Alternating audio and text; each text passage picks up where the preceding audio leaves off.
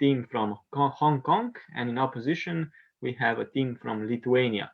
I would kindly like to ask that first we get the speaking order from the team in proposition, and also feel free to state your preferred gender pronouns. So for Team Hong Kong, my name is Markandea. I'll be the first speaker. Jenna is going to be second speaker and reply, and Davis will be third speaker. Thank you very much. And now I would like to ask the same of the team in opposition. I'm the first speaker, Patricia. My preferred pronouns is she, her. Yeah. I'm the second speaker as well as the reply speaker of Team Lithuania, Nojus. My preferred pronouns are he, him. So I'm Grata. My preferred pronouns are she, her, and I'll be doing third op. Okay, thank you very much. One more thing before we begin. I will type in the chat 1 minute, 7 minutes, and 8 minutes, so you'll know how you are with the time. And also, before you begin your speech, please kindly state in which way would you like to receive POIs, verbally or via text. I think this is all for the ceremony, and I would like to invite the first proposition speaker to open this debate. Here.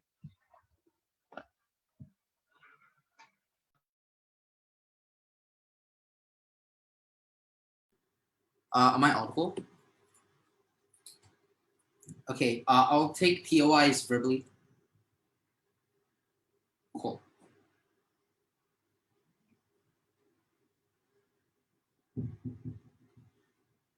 Hong Kong stands for the people whom the nation has failed, for the people whose cries and voices for structural change have been invisible for far too long, for people who toil in fields, shed sweat in households, and operate on the same level as any other citizen in a country, but remain neglected and remain unheard.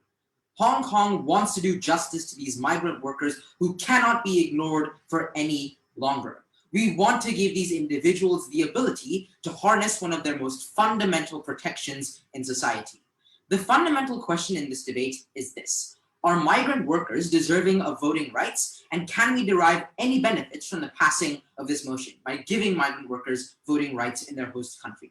Our stance today on side proposition is very simple. We believe that migrant workers operate within a country to the same extent as the vast majority of citizens in that country, and therefore do deserve the right to vote like any other citizen. In addition to this, we believe that there are practical benefits of enabling migrant workers to obtain— On that point. Sure. Right. No, I'm going to be forwarding 2 points in my speech today. First, on principle and why migrant workers are fundamentally deserving of voting rights, and second, the practical benefits we get from doing this. Jenna's going to be talking about ethnic minorities in her speech. But first, just on one point of framing, who exactly are the migrant workers we're talking about in this debate? We're talking about individuals who come into a country but don't necessarily have an intent to stay there. I mean, they mainly come in for work. These are individuals like domestic helpers in Hong Kong, Nepalese and Bangladeshi farmers in India. However, we say that just because these individuals are within a country for a short period of time or for a certain period of time, this doesn't necessarily mean that they should be denied protection. It doesn't necessarily mean that they should be denied the fundamental right On this point that they are in. No, thank you. Okay, moving into my first substantive on principle about why exactly these migrant workers should deserve the right to vote within their host country purely on a very moral level. What exactly do these migrant workers look like in the first place? Sure. Individuals, no thank you, who have lived in a country for an extended period of time. Sure, it may not necessarily have been their entire life, but for the duration that they have lived or for the duration that they are living in a country, they are engaging in a systematic contribution and adherence to policies within that country. Migrant workers adhere to governmental policy, governmental regulation, and governmental rules. Migrant workers— On that point. No thank you, that is present within a society. Migrant workers, at the most intuitive and simple level, pay their taxes. So, for all practical purposes, these individuals essentially do the same things as any other citizen within a country. They are essentially a citizen, but not have access to that title. right? We tell you that even if these individuals do want to become a citizen, it is oftentimes extremely difficult for them to do this, because in many instances, becoming a citizen of a developed country like the United States, for example, is a tedious and expensive process. The amount of money it takes to obtain a green card is an amount which only allows green card access to the top 1 or 2% within society. So to this extent, we say that these individuals, A, are already contributing a huge amount towards society, the same level as any other citizen, and B, even if they do want to become a citizen, it is oftentimes extremely difficult. Thank you, because of the high barriers of entry to accessing this. We give you 3 mechanisms for why migrant workers should be able to vote within a host nation. And in order for Lithuania to win today's debate, they have to dismantle each of these 3 mechanisms. Because even if one mechanism still stands by the end of the debate, and we tell you that these migrant workers still have a principled right to vote within these within their host countries. So, given this, what are these? I'll take you after my first substantive. So, firstly, a general contribution back towards society. I think I already talked about this in a bit in my premise, but I just want to talk about it a bit more right now. What exactly does this contribution look like? We're looking at things like labor, significant amounts of manpower which are contributed by these migrant workers to the host countries that they are in. These are migrant workers who come into countries and oftentimes offer assistance and help in the most economically important industries and sectors within a country. Recognize that oftentimes migrant workers come in from developing countries to developed countries. We're looking at like individuals from the Philippines, from Indonesia, and from Malaysia coming in to Hong Kong. Given this, we think that oftentimes these developed countries do specialize in more developed areas like technology, like business, like finance. But we think that other equally important areas, which aren't necessarily fulfilled by the vast majority of the populace within these countries, are fulfilled by the migrant workers who come into these countries. So to this end, we think that migrant workers are essentially the backbone of the economy in many countries, and they contribute at nearly the same level as any other citizen who has the right to vote. So even if we concede that it isn't developing, like it isn't migrants coming in from developing countries to developed countries, we think these individuals still contribute in many other ways. One of these ways, which I already pointed out earlier, is the fact that migrant workers are taxed. Migrant workers do pay their taxes. They pay income tax. In certain parts of the world, they pay general sales taxes, right? So to this extent, we say migrant workers pay taxes just like any other citizen, and for their contribution to society on a principle level, we think they should have the access to the right to vote in their host country. The second mechanism we give you is the consent to be governed. In all countries, individuals have a consent to be governed. That is to say, and Lithuania cannot dispute this, we trade off some of our freedoms, we trade off some of our individual liberties in order to be able to elicit certain responses from a government that directly affects us, that directly caters to our needs. So insofar as you make these trade-offs, you make these sacrifices, but you don't get anything returned from the state that is supposed to represent you, we think it is a fundamental injustice. We think this is a fundamental misplacement of rights, right? And this is exactly the situation that migrant workers face. Because of this, we think migrant workers need to be able to vote, right? Because these are individuals who trade off some freedoms in order to be able to influence their voting status, thereby allowing you to be, we think because of the fact that migrant workers make these trade-offs within society,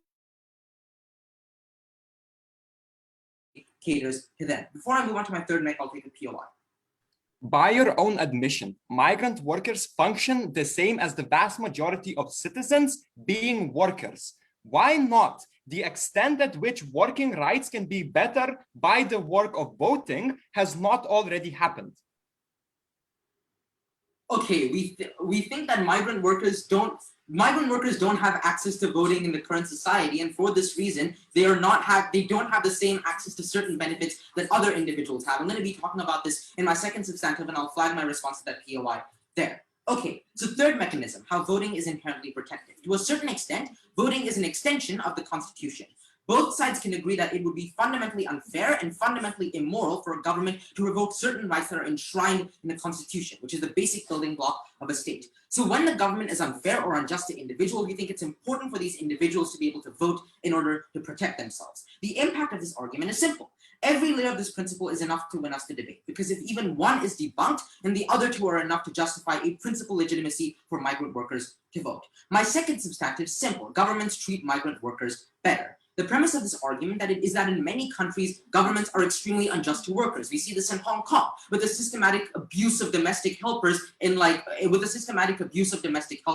their employers, which isn't protected by the state. We see this in Germany, where 15% of the population are non-citizens who cannot vote despite filling up places in the economy and working. We tell you, with the passing of this motion, these individuals' issues become electorally determinative because they are huge voter bases. And secondly, we think politicians aren't necessarily going to scapegoat them. And for these reasons, we are very, very proud to propose.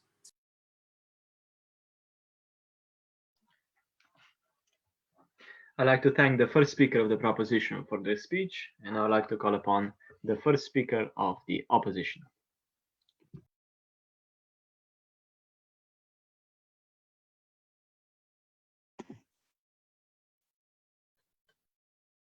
Okay, I hope I am audible.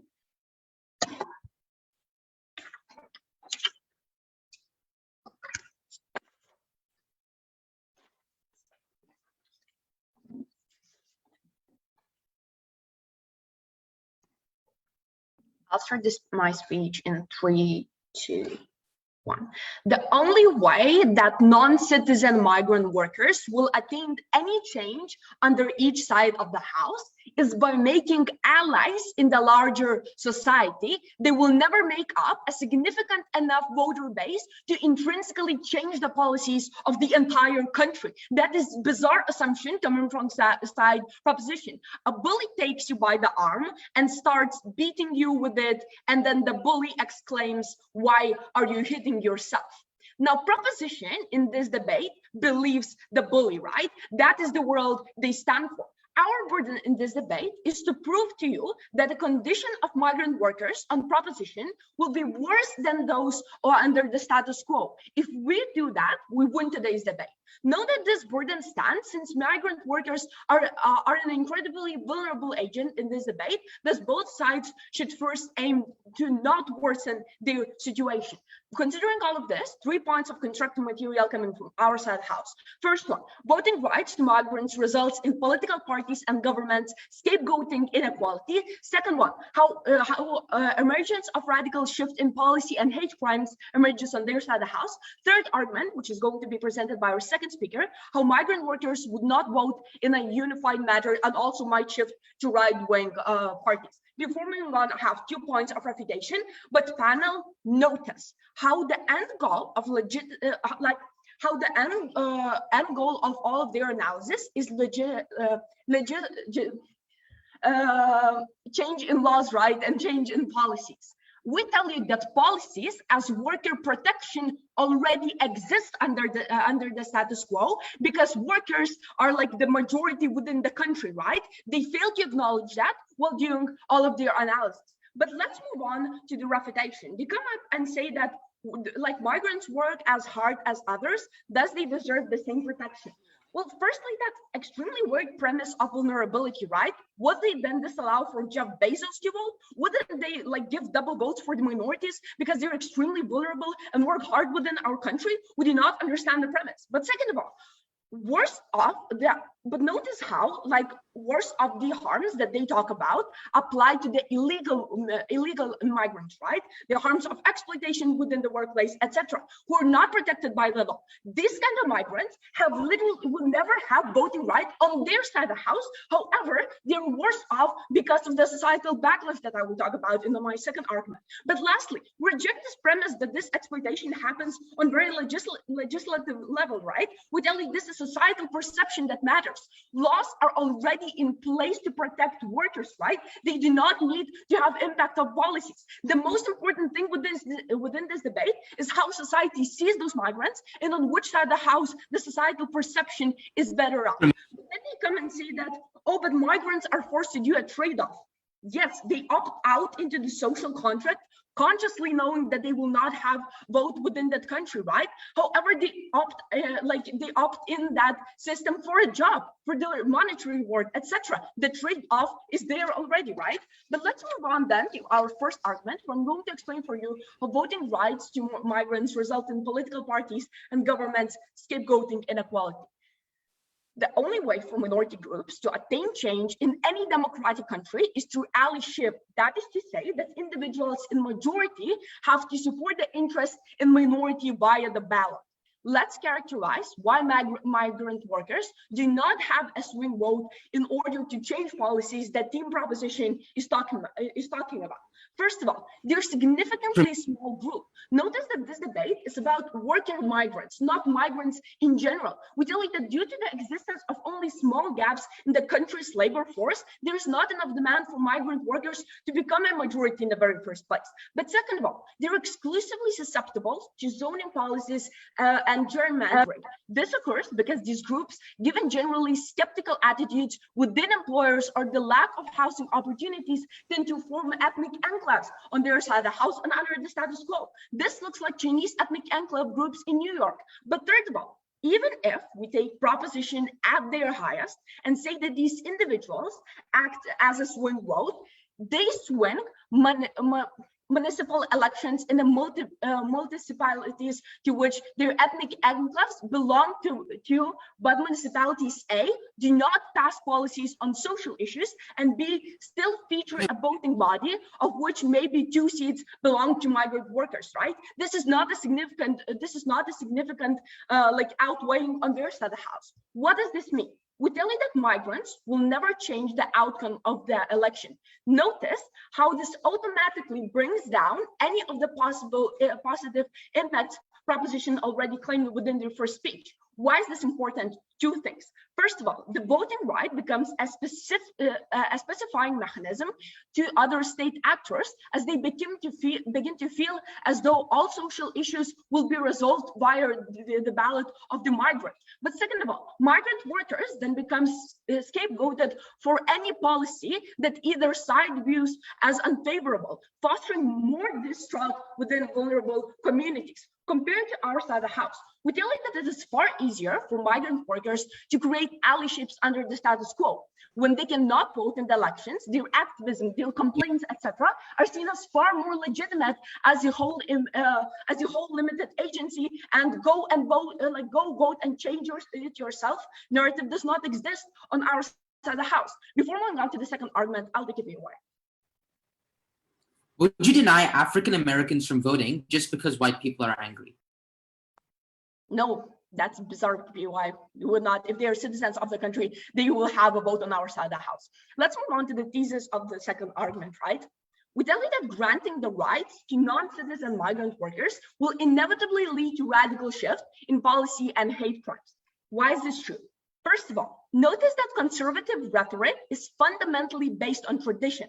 That is the constitution, laws, and authority, things like this. The legislative framework of a country is a topic incredibly sensitive to the conservatives, which is why they actively retaliate against any change of it.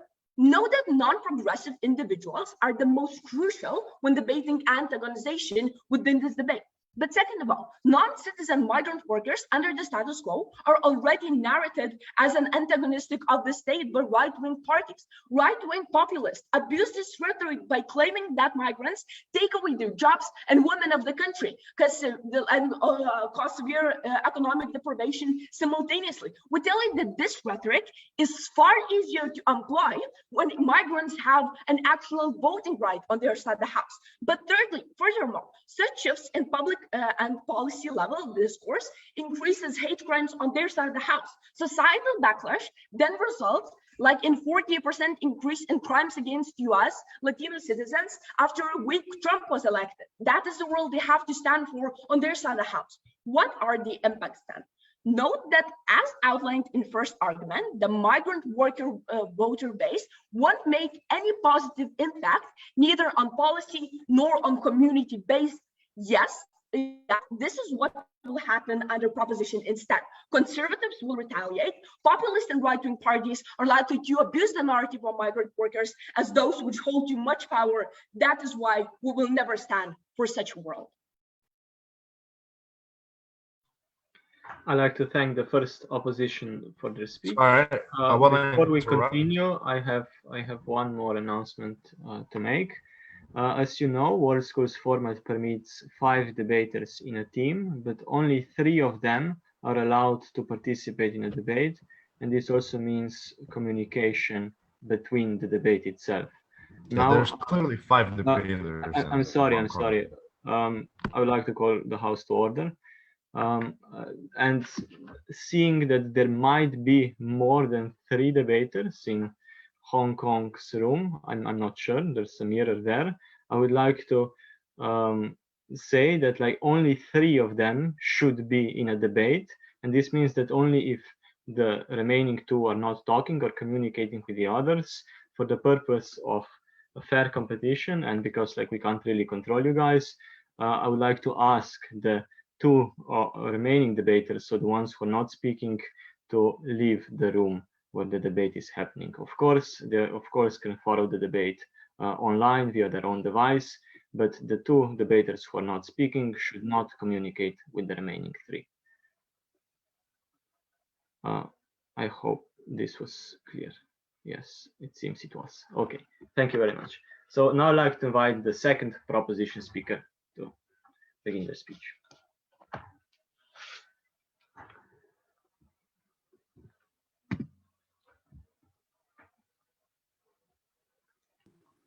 Okay. I'm happy to take my POIs verbally, and she or them pronouns are both good.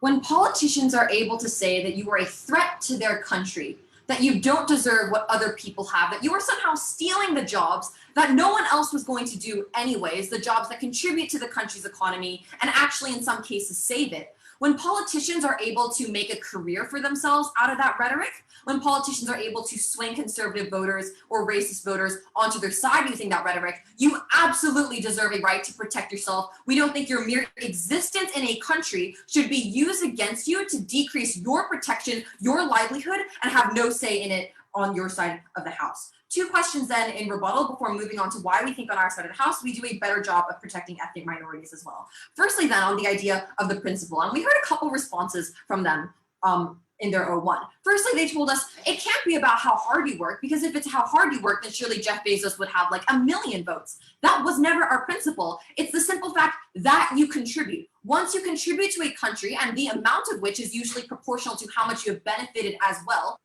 have contributed, you earn that right to vote in the first place. Jeff Bezos's reward for contributing to the country is, once he initially contributes, is a vote. Everything else is so that he can have a mansion and a massive swimming pool inside and outside. Everything else is irrelevant. The fact that you have made a contribution proportional to how much you have benefited from the country is the reason why we give people is the reason why we let people vote in the first place. So we still think Mark's analysis about taxation without representation still stands on our side. Then they told us a lot of your analysis applies to illegal immigrants as well. Well, we're happy to let them vote as well. We think a lot of our analysis, sure, yeah, does apply to them too. So we don't think it makes us tense or anything for us to say that they would still be able to vote. All you usually have to do is have some sort of address that you call your home to register for voting ID. In some cases, if you have a driver's license, that's all you need as well. So you are still able to vote. To clarify, if we find out that you came in here illegally, we will review your case, see whether or not you're an asylum seeker, a refugee, etc. And in some cases, we will deport you. However, the time that you are here and the time that you spend in our country still means you should not be open to cases of abuse from the government and abuse from your fellow citizens. Just because you have broken the law does not mean that you have a basic right to yourself and to protection. Lastly, they tell us that you've consented to come in and therefore you have given up those rights. No, why is this not the case? Because we think, firstly, a lot of these people didn't really consent in the way that they say you did. If you live in an extremely violent neighborhood in the Honduras, in a lot of cases, you didn't really consent to leave. You had to go somewhere safer. We don't think the idea that they made this totally rational decision of weighing up the costs and benefits and then going really stands out. The fact is that they wanted not just greater opportunity, but basic safety in the first place. So we think it's fine if we don't think their consent was legitimate anyways. But secondly, we don't think that if you were entitled to a vote, you should be able to consent to giving it up because you wanted more money, a better job, etc. Which is the same reason why we wouldn't let people sell their right to vote. Just because you are entitled to it means that you should be able to have it, and doesn't mean people should be able to rip it away from you, because that negates your right to future protection as well. On their side of the house, citizenships can't sell their right to vote to get more money and better opportunities. On our side of the house, because we've proven they are entitled to that vote, you can't give it up or consent to having it taken away from you as well. So this also means our analysis about consenting to be governed and treating your consent and allowing the government to dictate your laws, the way you live your life, means that you should have some power in crafting those rules as well. But we give you a third piece of analysis that we don't think they engage with anywhere near enough. The idea of protection. The idea that there are some things that people able to do with you in the cases that they are way too exploitative. And this is intrinsic to the idea of democracy in the first place. It's why countries have constitutions. The idea that no matter what, even if people want you to be hurt, even if you have somehow consented to it, you have some rights that cannot be taken away by a bad government, by a bad voting population. In those cases, we think it is important that you have voting rights as an extension of that constitution. Because although constitutions in theory should work to protect everyone's rights, in practice they often don't, because they're worded to be open for interpretation, so judges can manipulate them as well, so politicians can manipulate them as well. For example, when people say that abortion is technically, for example, when people amend the Constitution to say that abortion is legal or isn't legal, just because it's enshrined in the Constitution doesn't mean you actually have your rights protected. Free speech is legal, but we also have hate speech laws. This is why the exact way it affects your life, voting for policy on how it affects your life, is an important part of protecting your basic rights in the first place. And we actually think to this. When we POI'd them and asked, would you not let Black people have the vote because it might be bad for them when white people are angry that they got the vote, when white people are angry that they've been enfranchised, when white people are angry about, when men are angry about the female suffragette movement? They tell you that that's not the case, because how other people respond to your entitled right to vote should never be a factor in consideration for whether or not you deserve the ability to protect yourself in the first place. Secondly, then, before that, I'll take your point. The fact that you change constitution on a legal basis means that you have to defend even more antagonizing political rhetoric on your side of the house, because these will be conservatives defending that constitution. Okay, great. So that's basically arguing about who's going to protect these people better, which is the second point of rebuttal on the practical outcomes. Firstly, note that we think this is less important anyways, because if you have the right to vote, it shouldn't be taken away based on other people using it badly against you, as proven in the PY. But we'll take this on as well, because firstly, they try to minimize a lot of Mark's analysis by saying that these ethnic minorities are a small population and therefore not electorally important, and that they're not all going to vote for the same reasons. Again, this doesn't impact the principle, but firstly, in a lot of countries, they are actually a very valuable part of the population. There are a lot of countries with aging populations with a small workforce that actually ask for immigrants to come in to support their dying economies, like in Portugal, to then exploit them, prop up your economy with that, have it to serve your people and pay other people's pensions, and then not give them the right to vote is pretty disgusting in the first place, and is also just more analysis for why in a lot of countries they actually are a significant voting population. They tell us that, okay, you might not all vote for the same interests. Well, that's fine. No one ever all votes in the same group. It's not like all poor people are going to vote in one group, all rich people vote in one group, all white people, all women. Yeah, sure, people are diverse, people have different interests, that's all totally fine.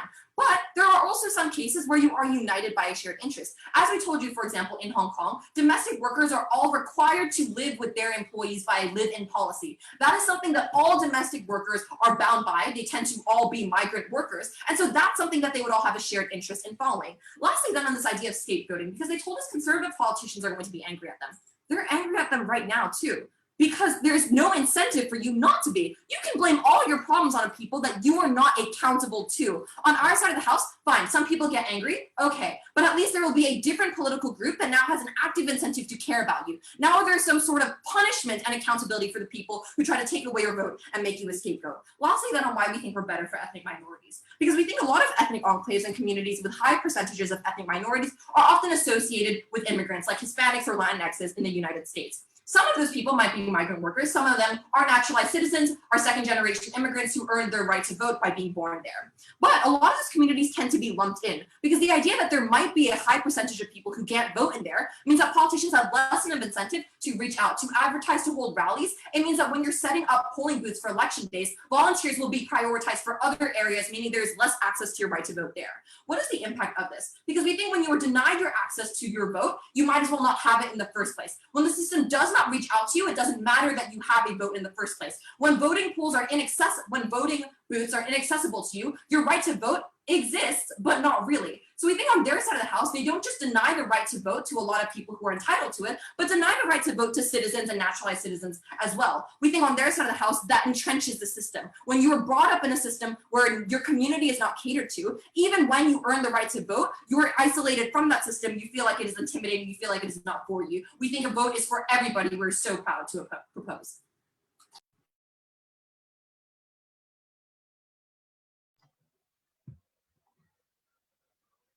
I'd like to thank the second speaker of the proposition, and now I'd like to give the floor to the second speaker of the opposition.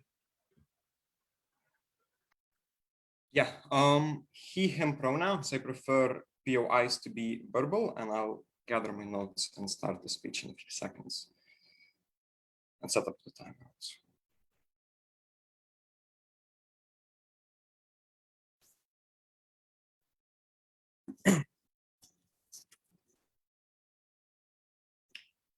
I am very proud to be from my hometown of Kaunas, but not because I'm a nationalist or a patriot. I actually hate both of those things. I'm proud to be from Kaunas because in Kaunas, Emma Goldman was born, one of the most badass women to have ever lived. And she has once famously said, if voting changed everything, they'd make it illegal.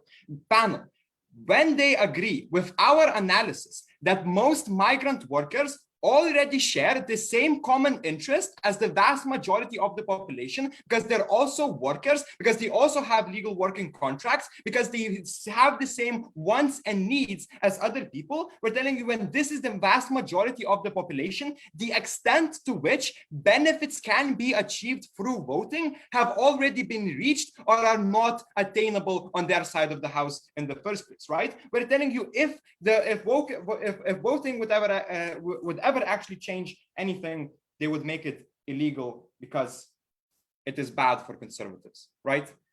Now, like in my speech, I'll present our third argument, which is going to be how migrant workers will not vote in a unified manner and might even shift to the right wing. But before that, I'd like to have a few points of rebuttal. Now, I'd like to address the principle. But before that, I'd like to state that notice how this is this House supports motion. This is a not this House believes that motion, meaning that opposition can come up here today and completely agree with the entirety of proposition's principle analysis and just say that in the current state of things, in the current material conditions that we have, giving voting rights to non-citizen migrant workers would actually cause them more harm. But I would still engage with their principle, right? So let's basically first address the point of like, would Jeff Bezos get what amount of votes would Jeff Bezos get? We did not say 1 million votes. We said 0 votes because he does not contribute to society, because he's no longer working, because he does not pay taxes. By their own agreement, right, when they said that one of the conditions that you have to meet is paying taxes, Jeff Bezos also gets a 0 amount of vote. But then they say, well, okay, you pay taxes, right, you contribute to society, you give to society back that like they have given to you, right? But notice how this means that when you pay an import or export fee, right, you're also paying a tax to another country. You are also then automatically guaranteed to get the right to vote if, like Jeff Bezos also operates many Amazon warehouses in many different countries. If he contributes to those societies, does he contribute enough to get the right to vote? Yes or no? This is an answer that you have to provide for us. By their own agreement also, people who are jobless do not get the right to work because they do not contribute to society in the material matter that they want to propose. We're telling you that voting is far much more not about material conditions, because if it were about this, then the world which they propose would already exist and everyone would vote in the vast like global government, right? We're telling you that it is like a lot based in history, in principal understandings, and in how constitutions are written. Therefore, conservative ideologues and individuals have an incredibly strong incentive to actually protect these institutions. Therefore, the disproportional amount of harm that it would bring to non-citizen migrant workers is immense on proposition side of the house, right? where then they say, well, you have a right to know how you are being governed. You have a right to to get the right to vote, right? Because you have to give consent to how are you being governed. But notice how migrant workers, being migrants in themselves, they have come to this country by their own agreement. They have opted into the system where they know that they will not get the right to vote. They have to prove a point of when they were coerced, when they were like literally had a gun pointed to the head and saying you have to move to another country, and then that other country will only give you the right to vote, right? We're telling you, you opt into the system knowing that you will not get the right to vote, right? But then let's address the second point. Will giving voting rights actually provide significant change?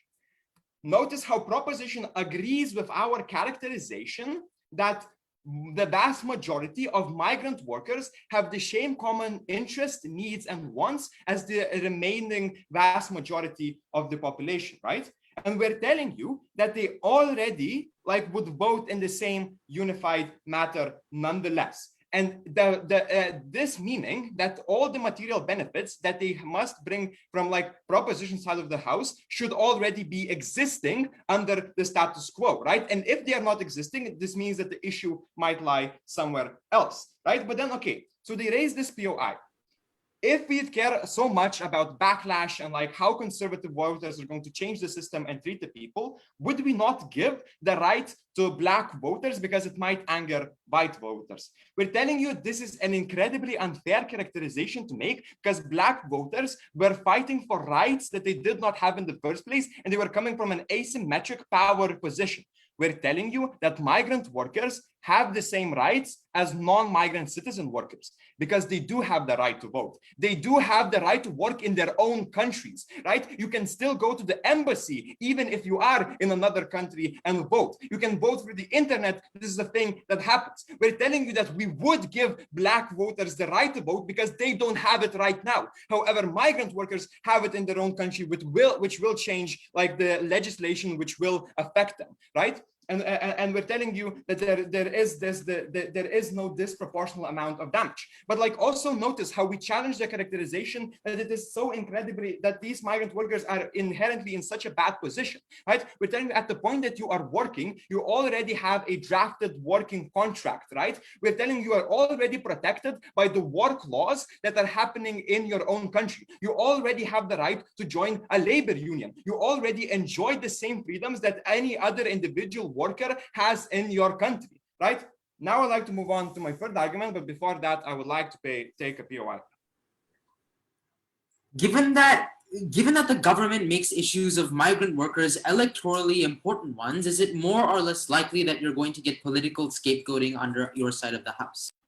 Okay, well, this is a really good point for you to make, right? Because this intrinsically agrees that there are only a small amount of the population which the political parties have to make concessions to, right? But we're telling you that when you only make small concessions, the upliftment of these individuals is not going to be actually as exponentially high as they are trying to claim on their side of the house. As we already explained, and they did not challenge this, that you have to actually make, you will only win municipal elections to small local levels, which are also susceptible to gerrymandering and zoning laws. They do not challenge us on this, and they have agreed that the election outcomes are actually going to be quite lesser on their side of the house. We're telling you that the main agent in this debate is actually liberal centrist voters who make up the largest majority of the voting populace, and whether or not they're going to be sympathetic towards the migrant workers, right? And we're telling you at the point at which you have a bully who is grabbing you by the arm and beating you with it and says, why are you hitting yourself, right? Proposition believes them because they say that the migrant worker is beating himself with his own arm because he has the right to escape from this, right? We're telling that conservatives are going to completely use the scapegoat to actually win this debate. Damn, missed out on the third argument. But I'd like to still for you to vote with opposition. Thank you. I'd like to thank the second opposition speaker, and now we continue with the third speaker of the proposition.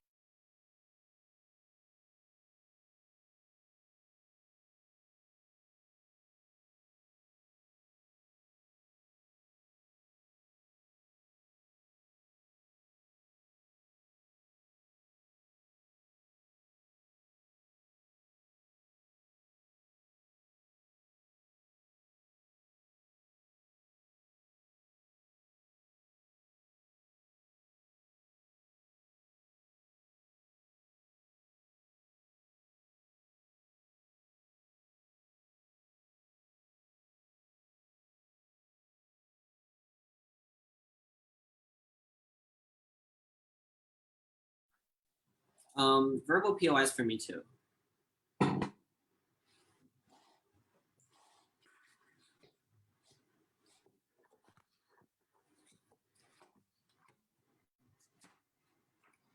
The rebuttal we hear from opposition is incoherent and contradictory.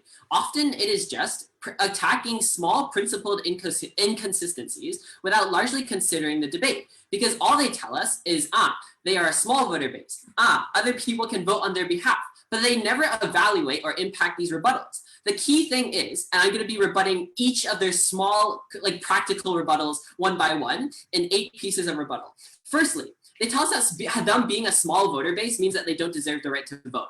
There are many minorities which won't reasonably affect the outcome of elections, but that doesn't mean you don't grant them the right to vote. Just because you getting the right to vote doesn't necessarily lead to a 100% swing in an election, doesn't mean you don't get the right to vote. That's absurd. You don't just say, you probably won't be able to impact the election, so we're fine with not giving you the right to vote. It is an insult on the dignity of these individuals to tell them that just because we consider that maybe you're not going to have an impact on an election, you no longer get to defend yourself against the oppression of the government. This type of institutional violence is something that can only be fixed with voting. Jenna, Mark both brought you this analysis, ignored in all of their speeches. Secondly, they told us that migrant workers won't vote in the same way. We never proposed that. We never said they would. That's not how you consider voting. Populations don't vote in the same way. That's the point of democracy, because people have different views and considerations that need to be weighed up in a governmental context. Thirdly, conservatives will scapegoat these individuals. Are you more likely to scapegoat someone who can vote for you or someone who cannot vote for you? We think this is fairly intuitive. If you scapegoating someone would antagonize them and lead them to not vote for you, you have less incentives to scapegoat them. For that same reason, and because 50% of Germany's population is composed of migrants, German politicians won't slander and scapegoat migrants, because then they'll lose an election winning portion of their voter base. I'll take the POI. Notice how right-wing parties already only focus on the white demographic, meaning the scapegoat is far easier, and to attract white voters is far easier on proposition side of the house when you can blame the migrants themselves.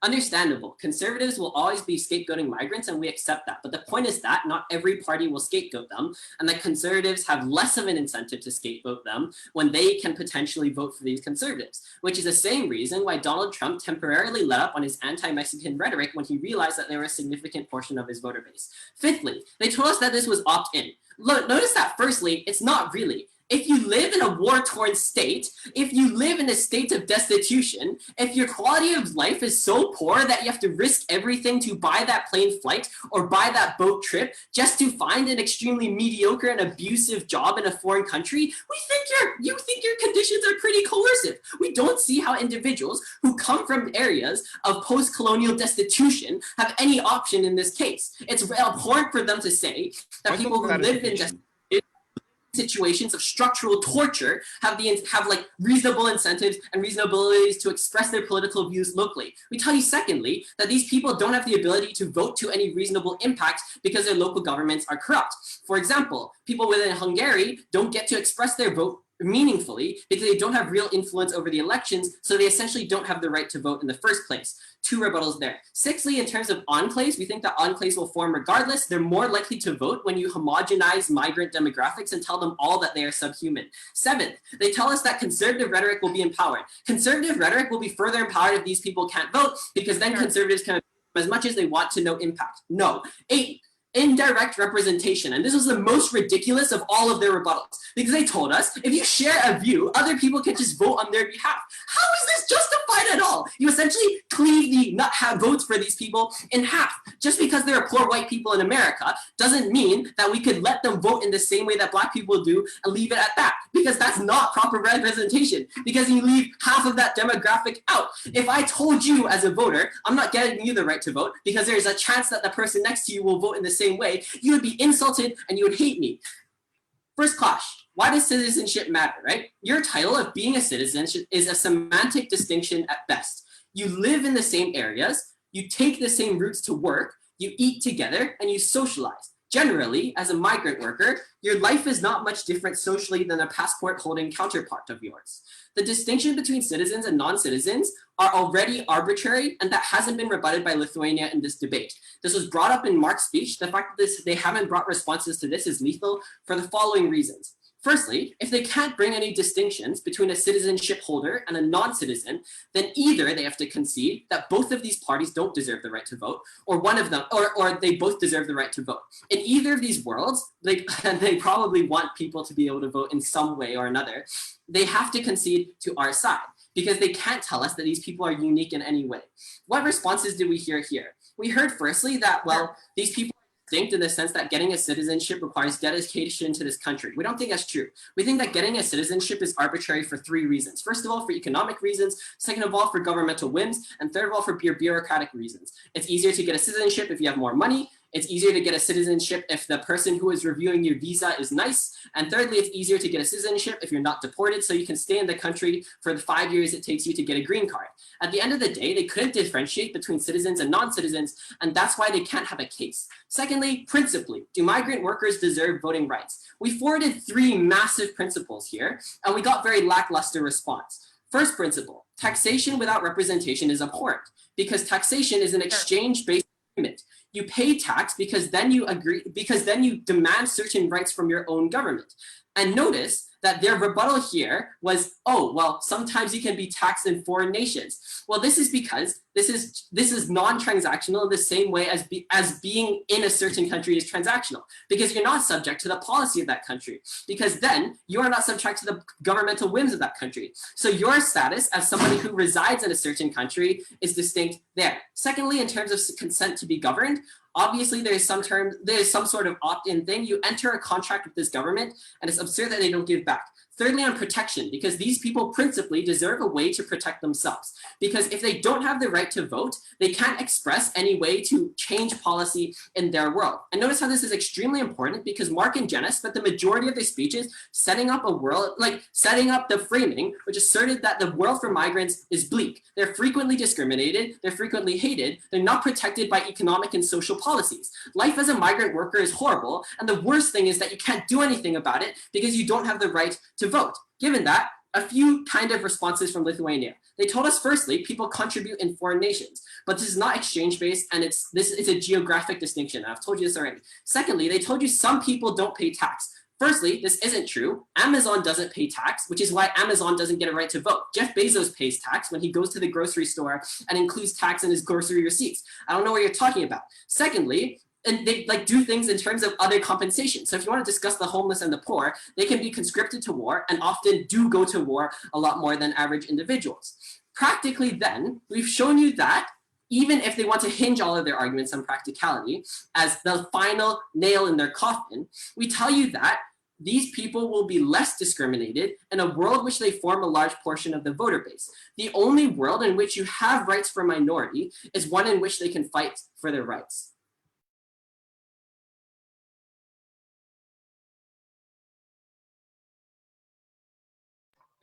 I'd like to thank the third speaker of the proposition, and now I'd like to call upon the third speaker of the opposition. Right, so once again, I go by she, her pronouns, and I'll begin my speech in a few seconds.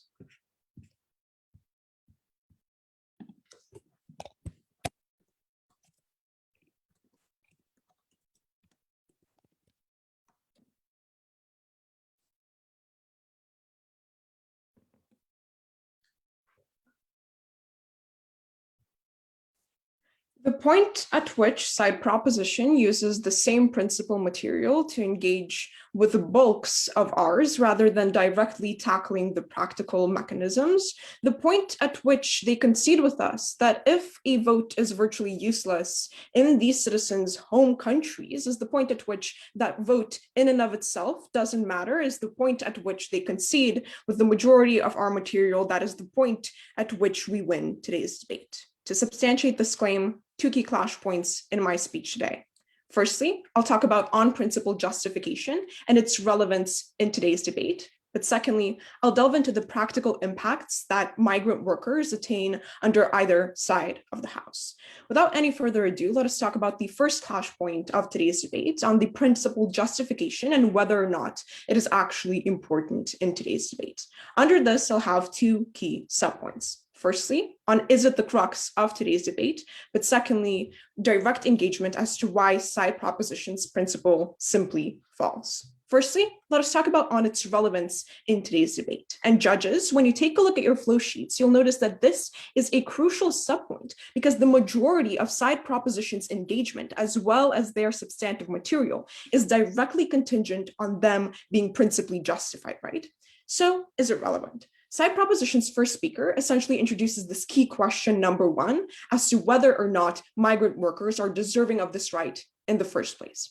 Firstly, we simply disagree with the premise that this is a charitable way to frame today's debate. How so? Firstly, we tell you that the motion is phrased as this House supports rather than this House believes that.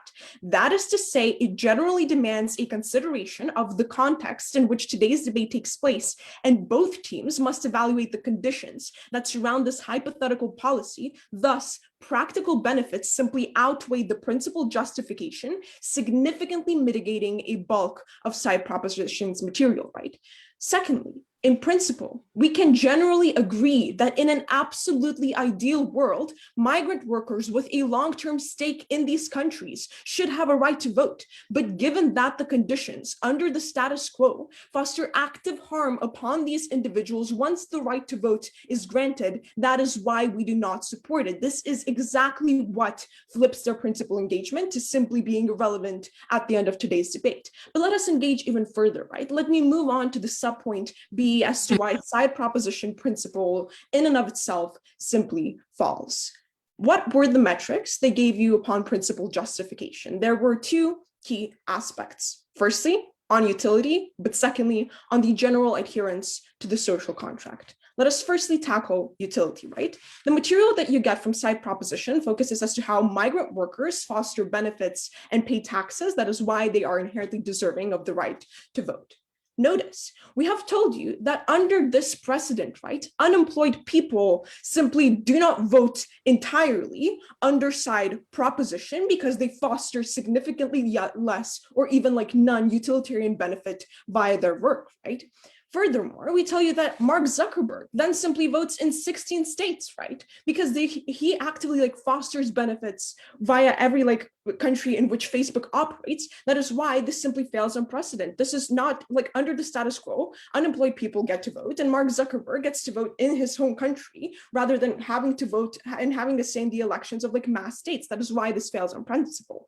But secondly, let us talk about the general adherence to the social contract. And this was the more expansive subpoint in today's debate, right? They tell you that these individuals are actively disenfranchised under the status quo, but are generally adherent to the social contract. What did we tell you in terms of precedents? Because that is exactly what is meant to be used to substantiate principal justification, right? Firstly, we told you that then Jeff Bezos simply doesn't vote at all in the United States because he doesn't pay taxes, right? They simply tell you that, hey, he pays taxes in the stores and Amazon doesn't. That is why Amazon shouldn't vote. But on their measure of utility, Amazon as a company in and of itself should vote, right? Then corporations get votes because they foster more utility, right? That is why this fails on principle. But secondly, we tell you that vulnerable individuals who opted for theft as they had literally no alternative to crime don't vote under side proposition because they broke the law. That is principally inconsistent with their idea of protecting the most vulnerable individuals, right? But secondly, once again, on a precedental level, then minorities would have to vote twice or even 3 times on subjective metrics because they're actively disenfranchised. That is why this fails on a precedent.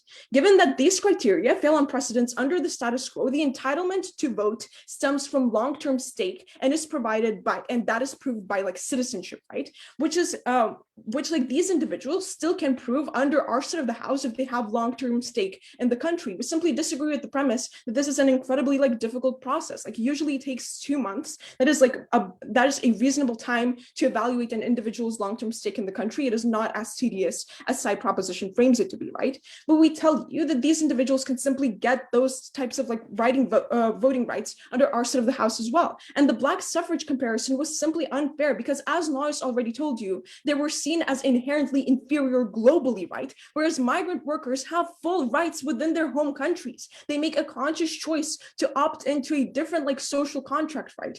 If they have as bad of living conditions as side proposition's third speaker claims they do, right? When they literally have no choice, no home, or no food within their home countries, that is the point panel at which they're considered a refugee and not a migrant worker. We still protect refugees under our side of the house. Ultimately, by the end of this clash point, we tell you that since their entire engagement on principle, since their entire engagement to all of our practicalities relied on their principle, and since their principle, A, is rather inconsistent within their stances in today's debate, but B, is actually failing on a precedental level, we win the clash point on principle. Before moving on to the second one, I'll gladly take a POI. Migrant workers suffer from systematic racism and discrimination and abuse. Domestic workers in Hong Kong are physically and verbally abused. In what world do migrant workers generally share the same issues as the rest of society?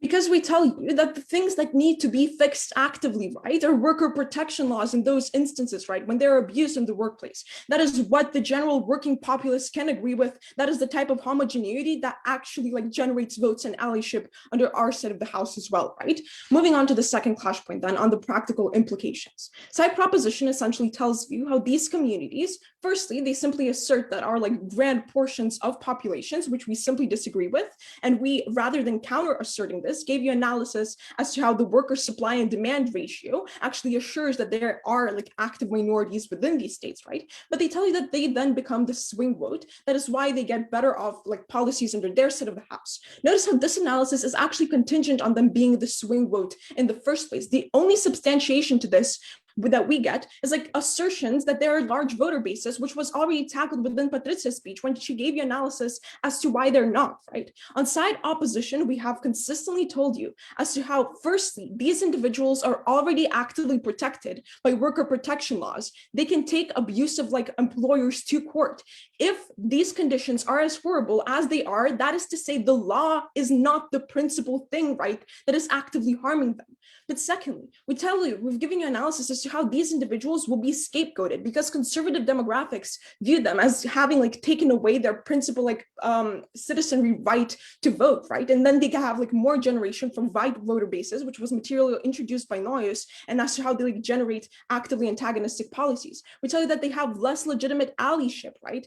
And simply the majority then thinks that, oh, hey, all of their discriminatory issues are solved because they have a voter right. Because of the fact that we, at the end of today's debate, foster more practical implications that are better for the most vulnerable, and because of the fact that the principal engagement that we got from side proposition was fickle, we take today's debate. I'd like to thank the third speaker of the opposition. Now we continue with the reply speeches, and opposition goes first. Yeah. I know I already did this in this tournament, but some things really do bear repeating. Debates are about the meaning of words, because it is the meaning of words that tells you what the motion is about. At the point at which the motion says that this House supports certain legislature action and does not believe that this is a just action that must be taken in our society, it is at this point when the strategy of both teams has to prove why in the current material conditions and the current world we live in, which is not ideal by any regard, we actually have to implement this policy. For proposition today completely base their entire case on the principal considerations that they have brought us is unstrategic, and it shows us that they are afraid to engage with our material. In my speech, I will provide two basic analyses. Firstly, on the characterization of these migrant workers, and secondly, on the practical negatives that they're going to have. You have to delete the picture.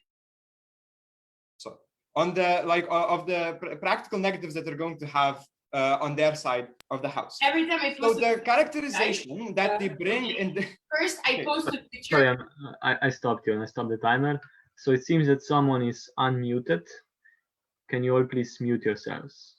Yeah, it's our coach. It's Lepa. Come on. Yeah. I think now they're muted. Okay. So okay, what was my time, please? 1 minute. Okay, 1 minute. Okay.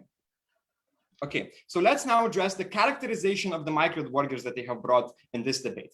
We're telling you that they have consistently brought unfair characterizations, because we are telling you at the point at which you have a contract, when you actually work at the workplace, you are already protected by certain laws that are held in that country that you're working in. And we told you that this is impossible to compare to black voters in the 1960s who did not have a right to vote, because they did not have a right to vote everywhere. We're telling you when you consciously opt into the system, you actually still remain to have the right to vote in your own home country, right? And you still can do this. But notice, there was this very beautiful thing that third proposition said. We're telling you, they said it doesn't matter that they have the voting right in their own home country, because it doesn't really change a lot, that it's not significant. We're telling you at this point, they have agreed with us completely that voting does not actually change the material benefits really that these people are going to be holding on each side of the house. We're telling you that direct action might be far more efficient and whatnot, right? But then, let's focus on what are the negative impacts that are going to be happening on their side of the house. We have said that the vast majority of the population already has the same common interest, wants, and needs as these migrant workers. We're telling you that the vast majority of the population also are workers, meaning that you want better working rights, better working conditions, a higher minimum wage, and whatnot. So for them, they had to prove why already the majority of the population is not voting to make their conditions inherently better. And we're telling you the reason why this is because conservative parties co-opt the political discourse and shift the blame on other agents, not like the employers, not like the state, but like people like LGBT who are destroying like traditional families or whatever, or these specific migrant workers. And we're telling you, at the point at which you grant these migrant workers the right to vote, you completely legitimize the conservative argument, because it is now entirely their own fault that they are in the position that they are in. It is now entirely their fault that they are working in bad condition jobs, because the conservative is going to come up and say, if you don't like your job, well, you can just go elsewhere. If you don't like your government, you can just vote it out. And this argument is actually going to stand with the majority of the population, because we're telling you that liberal centrist voters are also many times persuaded by this argument, and this completely shows by the wins of the Donald Trump and the like. So for all these reasons, I beg you to oppose. I'd like to thank the opposition speaker, and now for the final speech of this debate, I'd like to call upon the proposition reply speaker.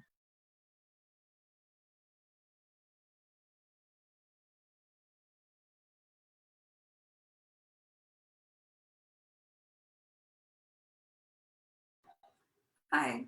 Okay. Opposition never wanted to say it out loud, but they knew that the right to vote was important. And they knew it when they said things like, no matter how unpopular women and African Americans were, it was important that they had the right to vote somewhere. Why? Because implicitly, they understood that your right to vote is a shield for you. It is your basic right to self-defense against a government much more powerful than you, against the political tyranny of the majority that is much more powerful than you. We think on our side of the house, we uniquely preserve that human dignity because we prevent your potential to suffer. And your potential to suffer exists in the present, in the country you're in right now. Two questions then in this reply. Firstly, the principle, secondly, the practical. Because we gave you 3 reasons why we support this motion on a principle imperative. Firstly, the idea that you are contributing, whether that's contributing because you do military service as a citizen or you pay your taxes as a migrant worker. We told you secondly that you consent to be governed and follow those laws. And lastly, that it is a form of protection. If any one of those 3 strands stand, we think it's sufficient for us to take this round. But while we gave you 3 reasons why we give people the right to vote, opposition gave us none. It was never clear why they would give citizens the right to vote on their side of the house, which is why instead of actually rebutting our principle, they gave us little picks and prods instead of forming a different framework. And it's also why as the debate went on, they started conceding more and more of the principle. How did this work? They firstly told us the idea of consenting. We told you no, that in a lot of these cases, you don't consent to move to these places. And if they did, they would consent to give the right to vote to a subsection of migrant workers like refugees and asylum seekers who were coerced into going there. We then told you that even if you did consent, we wouldn't let citizens consent to selling their right to vote. So why you can never consent to giving away a protected right as basic as that. And they never responded to this, which is why it was dropped in 03. They then told us this weird idea about like paying import taxes. We told you that that's transactional in the same way that it should be transactional, that when you pay your taxes to contribute to propping up a government, you should get a say in how that government operates. They then told us that, hey, why don't you just acquire citizenship? Apparently it's really easy and takes 2 months, which we think is a bald-faced lie in a lot of countries. And surely on their side of the house, you get equal bad practical outcomes because now a bunch of conservatives are just really, really mad for the same exact reason, which is why as opposition's debate went on, their case got smaller and smaller. Their principle ended up being nothing. We have no idea why they give people the right to vote on their side of the house. Why is this principle then enough for us to take this round? Because we don't think that your right to vote should be withheld from you until we decide that it is good for you on practical outcomes. In the same way that the Constitution, which I brought up in P2 and they never engaged with this framework, exists as a basic protected mechanism extending to migrant workers as well, even though they're not citizens. In the same way that if we allow the Constitution to exist for them, voting rights are an essential part of enforcing that Constitution, we demand their protection. Secondly, then, we'll take the practical argument as well. And what did they say under this? They told us, firstly, that it's okay right now. They're not really suffering because if they were suffering, apparently they would just naturalize. No analysis on why this is the case.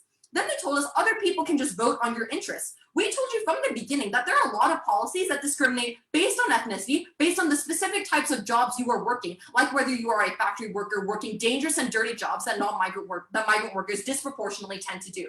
Lastly, we told you even if that is the case, that's not okay, because the number of people who vote, and this is something we said in P3, actually matters. It's not just the ideas out there, it's how many people support it for actually passing policy. So we don't think that they can just assert that it's okay in the status quo. They then told us this idea of scapegoating, and there were 2 mechanisms for this. Which is more plausible? That on their side of the house, there is no reason not to scapegoat these people because it is so easy to. There is no punishment for you. On our side of the house, not only is there some sense of punishment, but we told you in P3 and again in P2 and again in P3 that at the very least there is now a different party that doesn't cater to a conservative demographic that is now willing to fight for your rights because you are a priority in a swing voting system. On our side of the house, we think the right to vote comes on an individual basis. It's not enough that other people have it, these people need it too.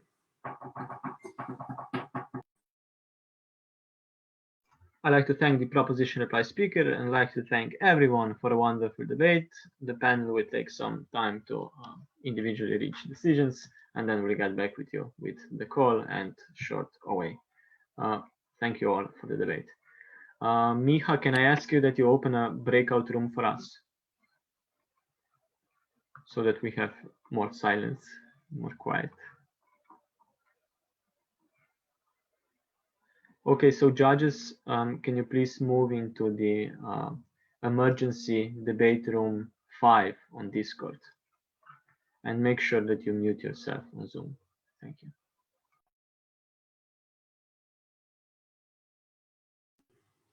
Thank you guys for the debate. That was a fun round. Thank you. Thank you.